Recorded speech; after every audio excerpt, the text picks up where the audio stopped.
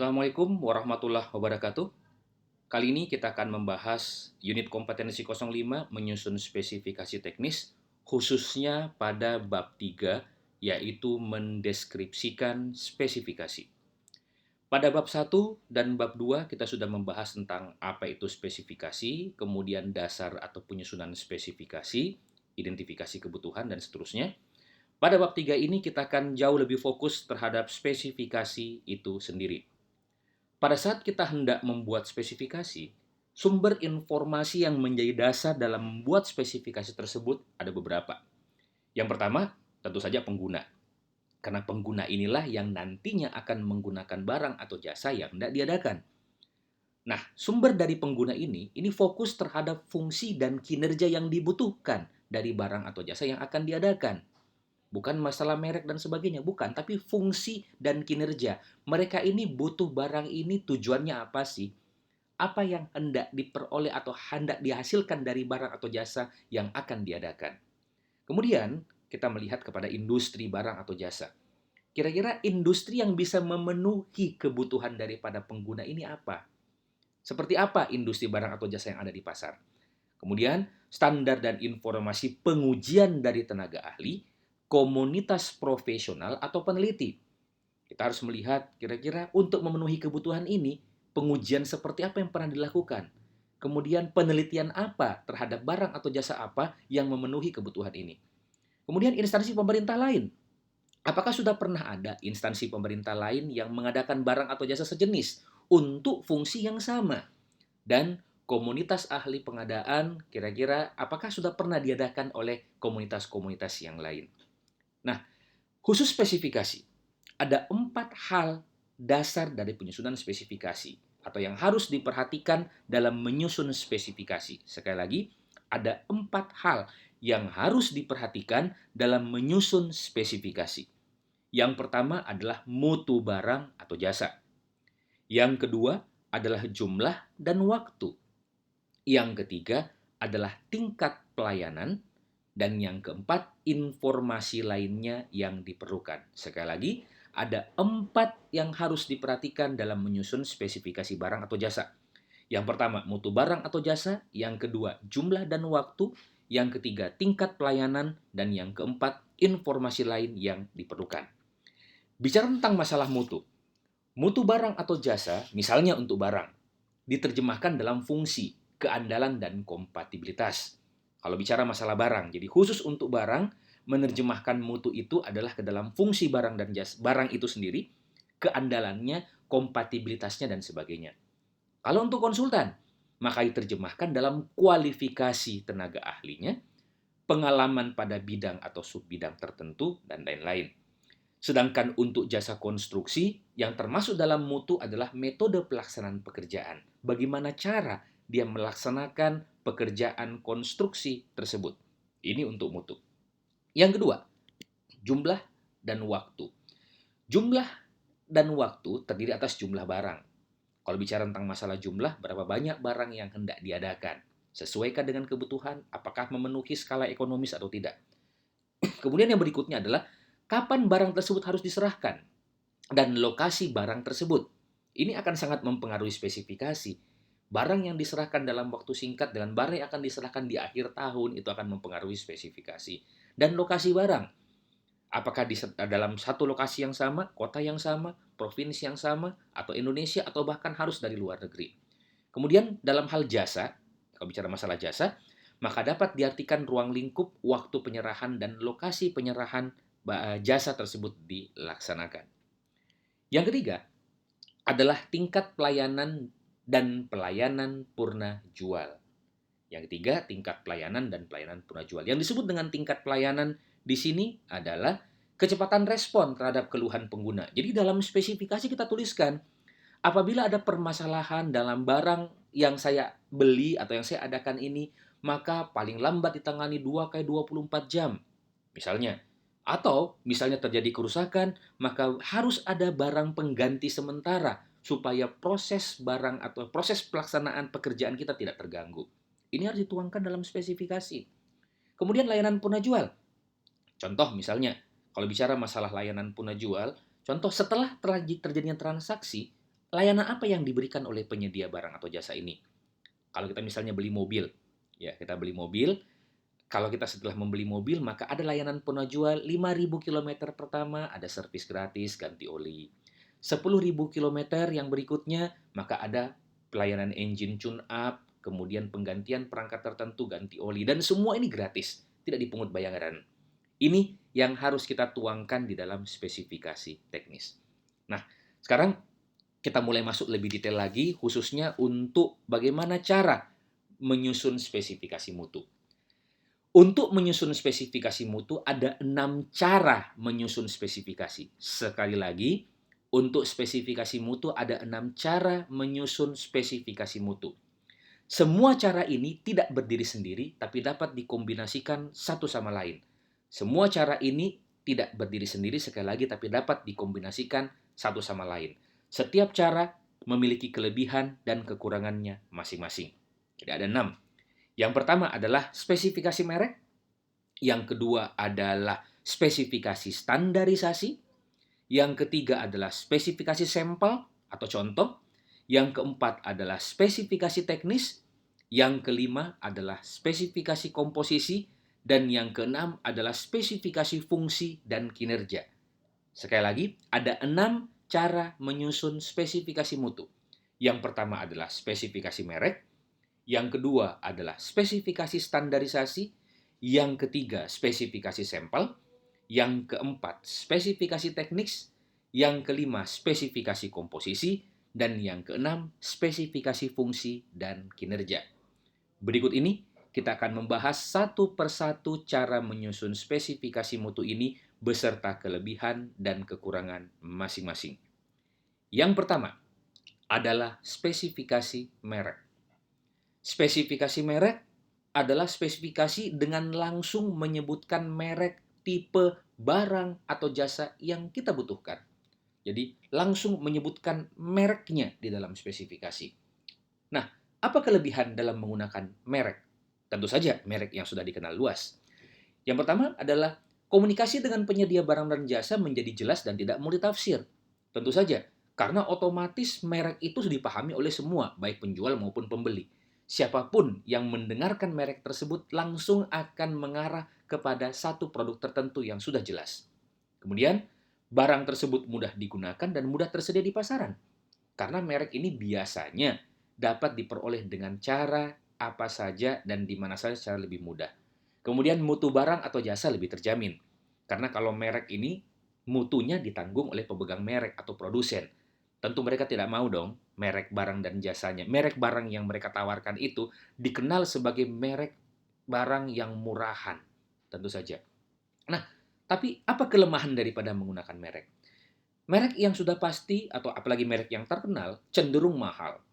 Mengapa cenderung mahal? Karena dalam biaya yang mereka tawarkan kepada pembeli, tentu saja sudah ada biaya atau cost yang mereka gunakan untuk membangun merek itu sendiri, membangun image daripada merek itu sendiri. Khususnya, bagaimana cara memasarkan iklan, iklan yang terus-menerus tentu saja akan menyebabkan biaya yang lebih mahal. Tapi ini diperlukan untuk menanamkan dalam pikiran kita tentang merek itu sendiri. Kemudian, sulit untuk menciptakan kompetisi di antara penyedia barang atau jasa. Sulit, tapi bukan berarti tidak bisa. Karena begitu kita mengatakan merek, maka tentu hanya penyedia barang jasa tertentu yang bisa mengadakan merek tersebut. Kemudian, satu lagi, penyedia barang jasa yang menjadi pemilik merek mungkin merubah spesifikasi secara mendasar, tetapi tetap dengan merek yang sama. Maka inilah pentingnya spesifikasi merek ini dikombinasikan dengan spesifikasi yang lain, misalnya spesifikasi teknis. Karena boleh jadi dengan merek yang sama, maka faktor-faktor teknis yang ditawarkan sebelumnya sudah berubah seiring dengan perkembangan waktu dan perkembangan zaman. Yang kedua, spesifikasi yang kedua adalah spesifikasi standarisasi. Contoh spesifikasi dengan standarisasi adalah SNI, Standar Nasional Indonesia. Nah, kelebihan menggunakan standar eksternal adalah penyedia barang jasa familiar menggunakan standar tersebut dalam proses produksinya. Jadi, standarisasi ini sudah diterapkan sejak awal pada saat barang tersebut diproduksi. Kemudian, yang kedua, meningkatkan kompetisi antar penyedia barang jasa yang menggunakan standar yang sama. Merek bisa saja berbeda. Bisa saja berbeda. Ada beberapa merek, pemegang merek yang memegang mereknya masing-masing. Tapi karena mereka menggunakan standar yang sama, nomor yang sama, SNI yang sama, maka kompetisi di sini bukan lagi kompetisi berdasarkan merek, tapi kompetisi berdasarkan standarisasi yang sama.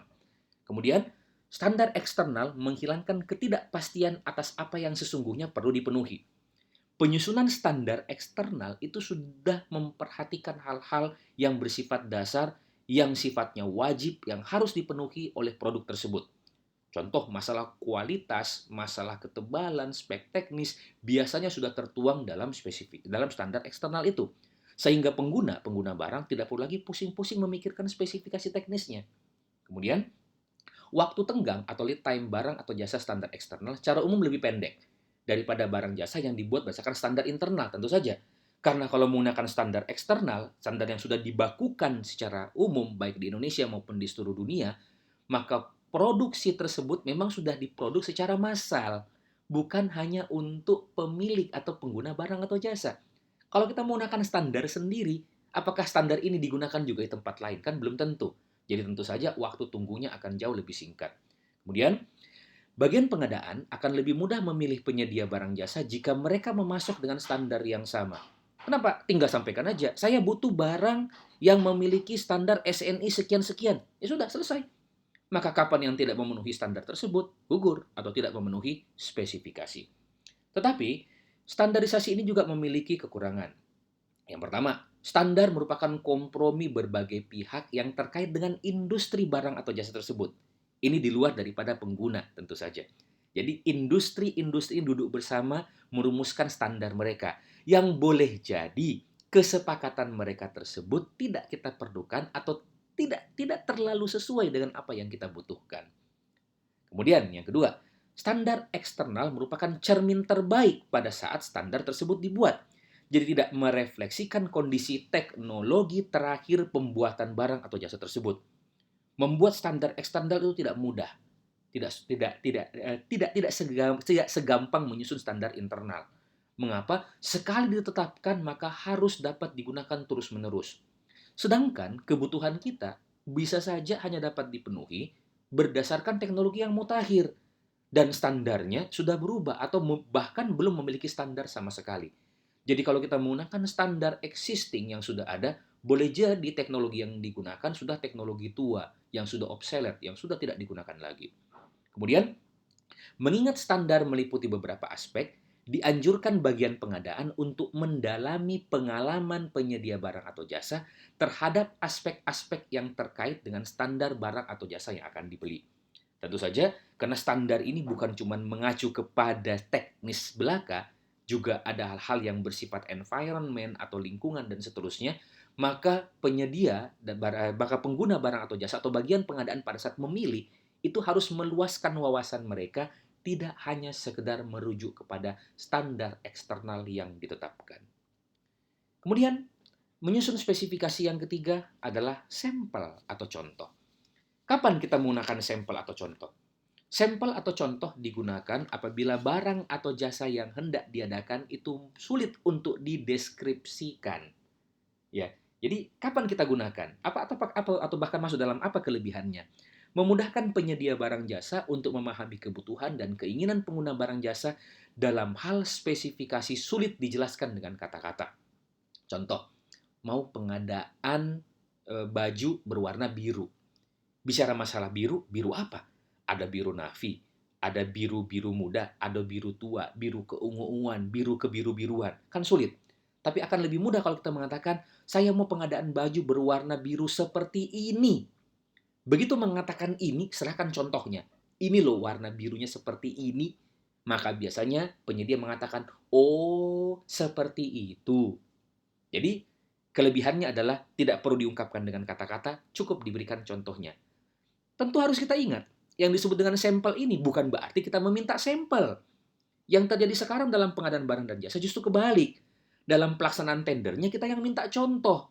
Bukan, kitalah yang memberikan contoh kepada penyedia agar mereka bisa menawar sesuai dengan apa yang kita serahkan, apa yang kita butuhkan.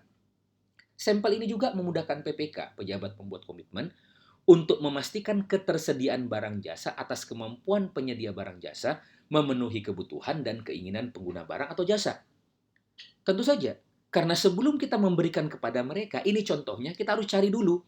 Artinya, PPK harus mengetahui barang atau jasa yang dibutuhkan itu memang benar-benar tersedia di lapangan, memang benar-benar tersedia di pasar. Setelah ada, baru serahkan contohnya. Jangan memberikan contoh yang tidak ada. Dan tentu saja, ada diserahkan, berarti ada di pasar dong. Nah, kekurangan daripada sampel ini juga ada, yaitu penerima hasil pekerjaan harus mampu memastikan bahwa barang yang dikirimkan oleh penyedia barang jasa sama dengan sampel yang diberikan. Kalau sampelnya ini mengatakan harus berwarna biru, penerima barangnya, jangan sampai orang yang buta warna dong. Nanti nggak bisa membedakan antara biru dengan hijau. Hanya mengatakan, ini sama Pak, kenapa? Sama-sama abu-abu. Kan jadi rumit. Kemudian yang berikutnya lagi, perbedaan kecil antara barang yang dikirimkan penyedia barang jasa dengan sampel mungkin akan sulit diketahui. Ini akan merujuk juga kepada yang ketiga. Untuk itu, diperlukan alat ukur atau alat uji yang tidak mudah. Karena kebanyakan sampel ini hanya merujuk kepada panca indera manusia yang boleh jadi efektivitasnya, sensitivitasnya akan berbeda antara satu orang dengan orang yang lain. Spesifikasi yang berikutnya adalah spesifikasi teknis. Inilah yang paling banyak digunakan dalam proses pengadaan barang atau jasa pemerintah. Spesifikasi teknis itu apa? Spesifikasi teknis adalah spesifikasi yang mendefinisikan karakteristik teknis dan fisik dan atau pengukuran suatu produk. Misalnya, ukurannya, dimensi, rincian desainnya, sifatnya, komposisi, energi, proses pembuatan, persyaratan, detail, toleransi, dan seterusnya, panjang, lebar, tinggi, dan seterusnya.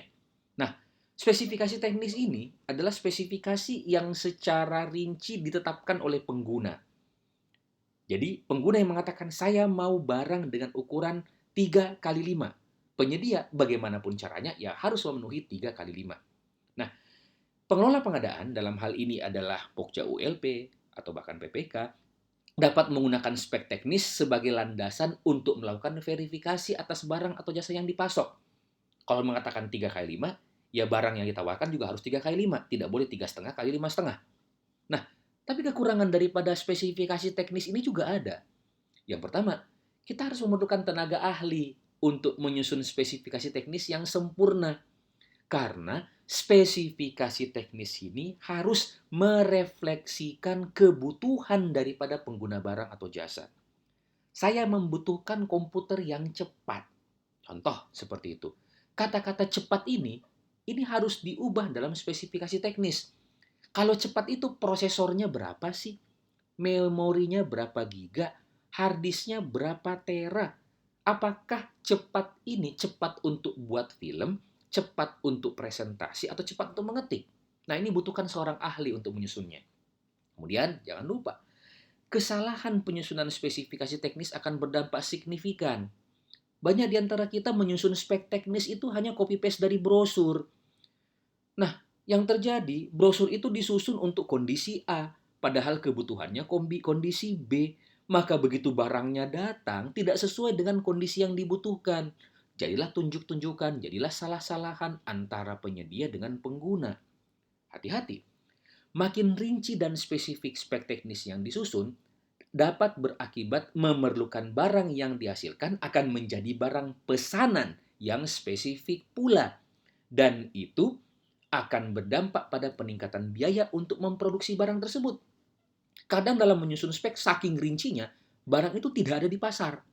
Lah, kalau tidak di pasar terus bagaimana? Ya harus dibuat. Kapan harus dibuat? Jangan lupa, ada biaya pembuatan. Belum lagi kalau barang tersebut belum terdaftar secara industri, harus diurus lagi pendaftarannya dan seterusnya. Hati-hati. Ya. Jadi jangan sampai terlalu spesifik, saking spesifiknya tidak ada di pasar. Tentu saja, makin rinci dan spesifikasi teknis yang disusun, akan makin sedikit penyedia barang atau jasa yang mampu. Di beberapa tempat bahkan spesifikasi teknis ini dibuat mengada-ada, sehingga mengarah kepada penyedia atau barang dan jasa yang dalam tanda kutip sudah diatur sebelumnya atau sudah mempersiapkan barang dan jasa sebelumnya, bukan berdasarkan kebutuhan, tapi berdasarkan keinginan. Ini sangat-sangat terlarang dalam proses pengadaan barang atau jasa pemerintah. Kemudian, dalam kondisi tertentu, penyedia barang jasa dapat memenuhi spesifikasi teknis, tapi belum tentu memenuhi hasil kerja yang diharapkan oleh pengguna barang atau jasa. Contoh, pengadaan komputer atau laptop dengan LCD proyektor. Tujuannya agar laptop ini terhubung dengan LCD proyektor yang nantinya akan bisa menampilkan presentasi pada layar. Di dalam spesifikasi komputernya tertulis outputnya HDMI, sedangkan LCD proyektornya, LCD-nya inputnya VGA. Ya tidak nyambung antara HDMI dengan VGA. Barang ada, barang sesuai spek, tapi tidak mampu dimanfaatkan dan tidak mampu digunakan. Kalau yang ini, siapa yang salah? Yang salah adalah yang menyusun spesifikasi teknis. Spesifikasi berikutnya adalah spesifikasi komposisi. Contoh spesifikasi komposisi, contoh untuk pengadaan pakaian seragam. Untuk pakaian seragam, kalau kain biasanya terdiri atas dua komposisi utama, yaitu kapas dan wol. Kapas sifatnya adalah mudah untuk menyerap keringat, sehingga apabila kita pakai, buat kondisi badan akan menjadi sejuk, walaupun dalam kondisi sepanas apapun. Tetapi kelemahannya, kapas itu ringkih, mudah robek. Kebalikannya dengan wol. Wol sulit menyerap keringat tetapi lebih kuat. Sehingga dalam pengadaan pakaian seragam biasanya digunakan komposisi berapa persen kapas dan berapa persen wol. Nah, kelebihannya spesifik dan rinci seperti tadi. Berapa persen kapas, berapa persen wol. Nggak boleh lebih, nggak boleh kurang. Kalaupun ada, paling ada toleransi atau ambang toleransi yang tidak terlalu besar. Spesifikasi komposisi juga dapat digunakan untuk landasan dalam melakukan verifikasi.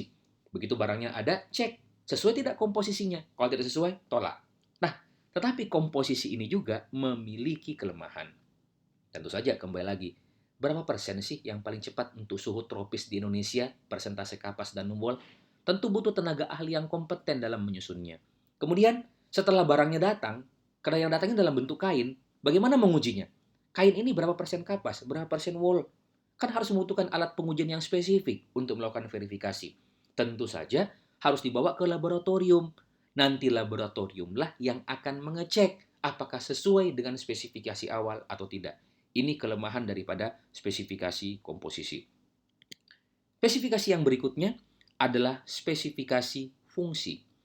Spesifikasi fungsi menetapkan kegunaan atau hasil yang diinginkan dengan fokus pada apa yang ingin dicapai dan bukan bagaimana fungsi itu dihasilkan.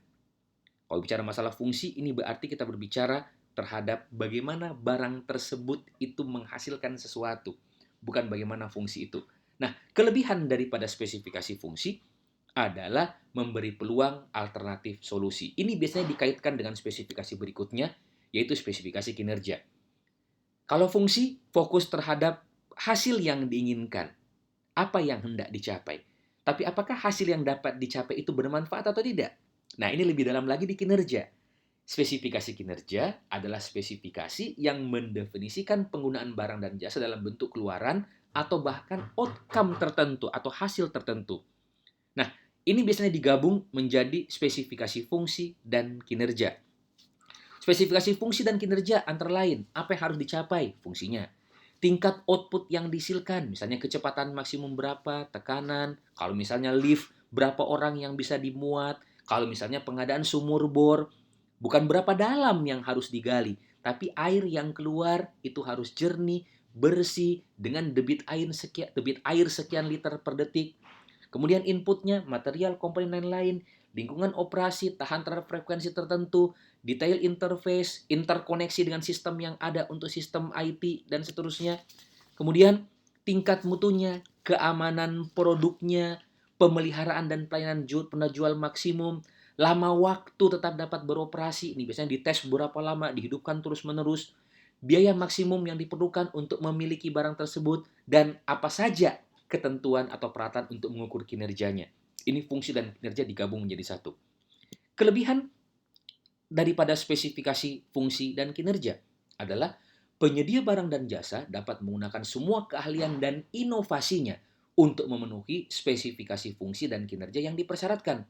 Jadi tidak lagi berapa spesifikasi teknisnya, bukan. Tapi saya contoh pengadaan tadi sumur bor ya. Bukan berapa dalam, berapa lebar pipa yang dibutuhkan, tapi yang penting saya mau Anda menggali air ini keluar air bersih, air jernih dengan kapasitas sekian liter per detik. Itu yang terpenting. Masalah dia mau menggali pakai mesin, mau gali pakai tangan, atau menggali dengan menggunakan ilmu kanuragan, emang gue pikirin. Nggak ada, yang penting outputnya seperti ini. Nah, kelebihannya lagi adalah karena kita hanya fokus terhadap output dan outcome, maka akan lebih mudah menyusunnya dibandingkan dengan spek teknis. Kita tidak usah pusing lagi memikirkan tentang pericilan-pericilan teknisnya. Kemudian, kalau tidak mampu memenuhi kinerja yang dipersyaratkan, yang tanggung jawab penyedia dong, bukan kita. Kalau misalnya sudah menggali 200 meter tidak dapat air, emang gue pikirin urusan lu. Karena fokusnya adalah output dan outcome, bukan caranya. Kemudian, dibanding dengan spek teknis, akan lebih banyak penyedia barang jasa yang mampu memenuhi persyaratan. Sekali lagi, mereka akan jauh lebih bisa berkompetisi terhadap hasil, bukan kepada prosedurnya. Tapi tentu saja, spesifikasi fungsi dan kinerja juga ini memiliki kelemahan. Kelemahannya, apabila penyedia barang jasa menggunakan teknologi yang tidak familiar, akan sulit untuk melakukan verifikasi fungsi dan kinerja. Karena boleh jadi kita memikirkannya pada saat menyusun ini menggunakan teknologi jadul.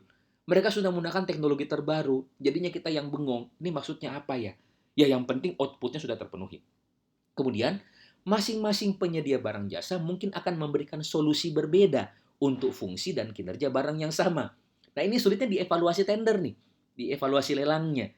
Kalau kita mengatakan yang penting outputnya ini, A mengatakan saya datang dengan menggunakan peralatan mesin bor seperti tadi.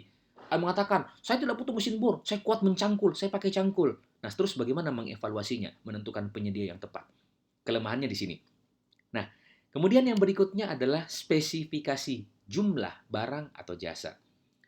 Untuk menentukan spesifikasi jumlah barang atau jasa, maka kita akan bisa melihat dari dua jenis tipe kebutuhan barang. Ini untuk menentukan jumlah ya, bukan lagi kepada mutu. Jumlah barang atau jasa ada dua tipe kebutuhan barang. Yang pertama adalah independent demand, atau jenis barang yang jumlah kebutuhannya tidak ditentukan oleh kebutuhan barang yang lain. Ya, contoh misalnya pengadaan komputer. Komputer tidak ditentukan oleh kebutuhan barang yang lain. Maka kita bisa ramalkan kebutuhannya dengan metode, dengan teknik peramalan kebutuhan barang. Detailnya Anda silakan baca pada modul tertulisnya atau menggunakan LMS, Learning Management System. Kemudian yang kedua, dependent demand. Merupakan jenis barang yang jumlah kebutuhannya ditentukan oleh kebutuhan barang yang lain. Contoh, misalnya kalau bicara masalah pemeliharaan. Pemeliharaan atau spare part tentu saja dibutuhkan berdasarkan berapa jumlah kendaraan yang dimiliki.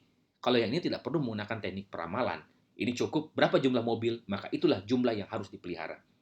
Nah, teknik peramalan kebutuhan barang secara umum ada dua, yaitu kualitatif, ada menggunakan pendekatan Delphi dan Judgment.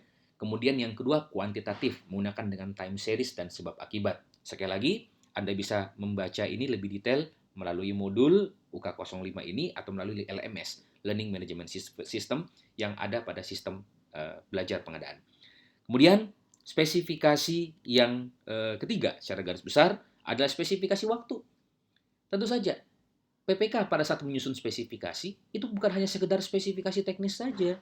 Harus menetapkan kapan datangnya barang tersebut, kapan dibutuhkan. Karena boleh jadi kebutuhannya banyak, jangka waktunya singkat, akhirnya tidak mampu dilaksanakan oleh penyedia. Kemudian, lokasi barang itu harus di mana? Apakah di kantor atau diserahkan kepada masyarakat? Atau mungkin di tempat lain? Ini akan sangat berpengaruh terhadap kemampuan penyedia. Atau bahkan, apakah penyedia barang dan jasa ini harus ber-KSO, kerjasama operasi, dengan penyedia lain yang memberikan layanan pengiriman? Kemudian, apakah perlu ditetapkan metode transportasi dan pengepakan? Karena barang-barang tertentu kita sudah atur sejak awal. Atau cukup mengatakan, saya butuh barang ini, di lokasi ini, waktunya sekian, mau pakai becak, mau pakai motor, mau pakai sepeda, terserah. Itu juga kita tetapkan sejak awal. Karena akan sangat berpengaruh terhadap proses pemilihan penyedia, evaluasi, dan proses controlling dalam pelaksanaan pekerjaan. Kemudian, yang berikutnya adalah spesifikasi tingkat pelayanan penyedia barang atau jasa. Tingkat pelayanan penyedia barang atau jasa, kita harus menetapkan sejak awal. Barang dan jasa ini apakah memerlukan pemeliharaan dan perawatan? Apakah barang dan jasa ini sifatnya adalah bersifat kritis sehingga apabila tidak berfungsi memerlukan replacement atau pengganti dalam tempo yang sesingkat-singkatnya. Ini harus dituangkan sejak awal, harus dipikirkan sejak awal dan dituangkan sebagai bagian dari dokumen spesifikasi teknis. Apabila barang ini harus segera diganti, tuangkan dalam dokumen bahwa penyedia ini harus dapat mengganti dalam waktu 1 kali 24 jam. Dan ada tingkat pelayanan. Kemudian apakah barang dan jasa ini sifatnya baru sehingga harus dilatih. Harus ada pendampingan dalam proses operasinya di awal. 3 bulan awal, 6 bulan awal. Tuangkan dalam dokumen. Dan apakah barang dan jasa ini memerlukan pemeliharaan tertentu dalam jangka waktu tertentu, tuangkan semua di dalam dokumen spesifikasi teknis, dalam dokumen spesifikasi. Karena inilah yang disebut dengan spesifikasi tingkat pelayanan penyedia barang atau jasa. Kemudian informasi lain yang dibutuhkan, contoh kontak person, latar belakang pengadaan barang atau jasa, kriteria menentukan pemenang, dan aspek-aspek legal yang harus terpenuhi dalam pengadaan barang atau jasa. Ini semua harus ada dalam dokumen pengadaan, dalam dokumen spesifikasi yang diserahkan kepada Pokja ULP oleh PPK. Nah, kemudian kita lanjut ke materi berikut, yaitu spesifikasi barang atau jasa lebih detail lagi. Apabila dia barang, ingat, kalau kita bicara tentang masalah barang atau jasa, ada dua, ada barang atau jasa. Nah, khusus untuk barang, sifatnya adalah barang tersebut sudah tersedia di pasar dan bisa langsung digunakan. Jadi ingat, Bapak dan Ibu, rekan-rekan, pengadaan barang, sifat spesifikasinya itu adalah sudah given. Hanya tinggal memindahkan dari produsen ke konsumen. Tidak ada proses di tengah-tengahnya. Apabila ada proses di tengah-tengahnya, maka itu masuk kepada barang produksi atau jasa. Nah, apabila masuk dalam barang produksi atau jasa, maka dia masuk di dalam salah satu dari 3 hal berikut ini. Yang pertama, apakah masuk ke dalam jasa konsultansi? Apakah yang kedua, jasa lainnya? Atau yang ketiga, masuk ke pekerjaan konstruksi? Jadi boleh jadi pengadaan meja atau kursi tidak masuk dalam pengadaan barang, tapi masuk dalam konstruksi. Mengapa? Karena meja dan kursi tersebut tidak tersedia di pasar, tapi harus dibuat yang membutuhkan input, proses, dan output. Ingat, pengadaan barang hanya langsung menghasilkan output. Kita tidak bisa fokus terhadap prosesnya, bagaimana dibuatnya. Kapan kita harus mengamati input, proses, dan output, berarti itu adalah pengadaan jasa, bukan pengadaan barang. Pengadaan kapal. Kapal nelayan atau kapal misalnya 5 GT, 10 GT. Itu tidak langsung beli. Kita tidak bisa datang ke galangan. Saya mau beli kapal ya, berapa? Tuh yang 5 GT, tunjuk, bungkus ya, karetnya 2. Bukan seperti itu. Tapi kapal itu harus dibuat. Nah, kapan dia harus dibuat? Berarti dia bukan pengadaan barang. Dia adalah pengadaan jasa. Jasa apa? Apakah masuk konstruksi, konsultan, atau jasa lainnya yang dibahas dalam video modul yang lain. Nah, secara garis besar, rekan-rekan, kalau kita berbicara tadi tentang masalah spesifikasi, maka spesifikasi barang atau jasa tadi terdiri atas 5 tadi, yaitu kualitas, kuantitas atau jumlah tadi, waktu, tingkat pelayanan, dan informasi lainnya. Khusus untuk pekerjaan konstruksi dan jasa lainnya, inputnya adalah barang, alat, dan orang. Ya, jadi kalau kita bicara masalah menyusun spesifikasi pekerjaan konstruksi dan jasa lainnya, inputnya adalah barang, alat, dan orang. Ini yang menjadi spesifikasinya. Kemudian prosesnya adalah metode, bagaimana cara dia melaksanakan. Outputnya adalah performance atau kinerja yang diharapkan. Ini untuk konstruksi dan jasa lainnya. Sedangkan untuk konsultan inputnya adalah tenaga ahli, tenaga pendukung, tentu saja ini orang, alat dan barang. Prosesnya adalah urutan proses dan bagaimana melaporkannya. Laporan awal, laporan akhir, atau laporan pendahuluan, laporan antara, laporan akhir. Kemudian outputnya adalah laporan akhir, hasil pengujian, gambar detail, dan RAB sesuai dengan sifat daripada jasa konsultan yang diharapkan. Output ini tentu berpengaruh terhadap tenaga ahli, tenaga pendukung, alat, dan barang. Ini yang harus dituangkan dalam penyusunan spesifikasi. Inilah akhir daripada bab 3 dan selanjutnya akan kita masuk kepada bab 4 dalam unit kompetensi 05 menyusun spesifikasi teknis. Terima kasih.